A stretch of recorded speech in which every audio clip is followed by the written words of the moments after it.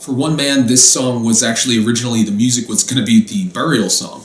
I came up with the idea just for the chords and the just kind of incomplete guitar track. And just in listening to it, I was like, well, I don't know what I'm thinking. This song has too much vibe to it to be the burial song, which is supposed to be more of a somber moment, a touching moment with Nicodemus and Joseph of Arimathea. So I scrapped that idea pretty early on, and I was like, okay, well, what can I do with this song? That's another example of a little fill-in of the story that we need to fill in the spot where the plot to kill Jesus is kind of explained and covered, because otherwise it would just kind of come out of nowhere in the story. So we needed to put something in there. That song also was one of the later songs for the project because we wanted to establish more of the storyline, and that's why that song ends up being it's really basically a lot of dialogue that rhymes.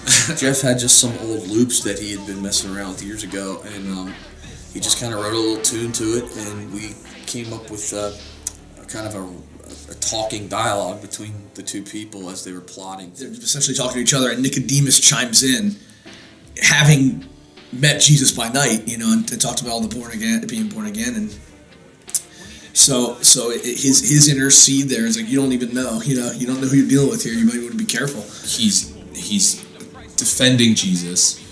As we see in the Gospels, he does that, and it's almost word for word where it says, does our law judge a man before it hears him and sees what he's doing? And it was cool to kind of, with "We're Not Far from the Kingdom," introduce Joseph of Arimathea, with One Man to introduce Nicodemus, and then we see the two of them coming together later on in the entombment. So those kinds of things really made me excited about the writing process, was how can I tie every song, or as many songs together as possible. One Man has pretty much the hottest beat you'll hear. In my opinion, it's just a great groove to it. It's almost noise, and it's not even like there's the guitars and the bass and all the backing vocals. It sounds like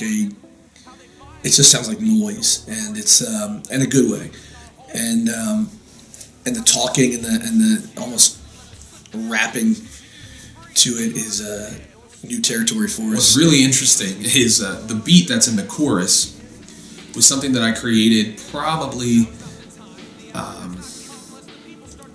at this point 13 years ago, when I was first learning how to do audio editing and working with some of these programs with loops and things. I created that as like a little experiment, and I just had that loop. It was about a minute long, and I didn't know what to do with it.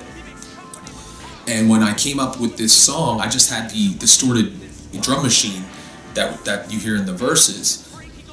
And just on a whim, I kind of thought of that. And I don't know how it came about that popped into my head. And I went digging through my CD stash, and I found the CD-ROM that had that WAV file. And I was like, wouldn't it be interesting if this was close enough, beats per minute, that I could use it somehow? And it didn't take much at all to fit it exactly, and I couldn't believe it. And that's just one of the things where I'm like, why did I have this created? Why did I create this loop? And how was it able to? I somehow, and I thank the Lord for it, because there's no way that I would have thought to use that if not for the Lord to include that beat. And the interesting twist in there is that one man is Jesus, and then in the end, one man turns out to be the man who portrays Christ, Judas. All we really need is just one.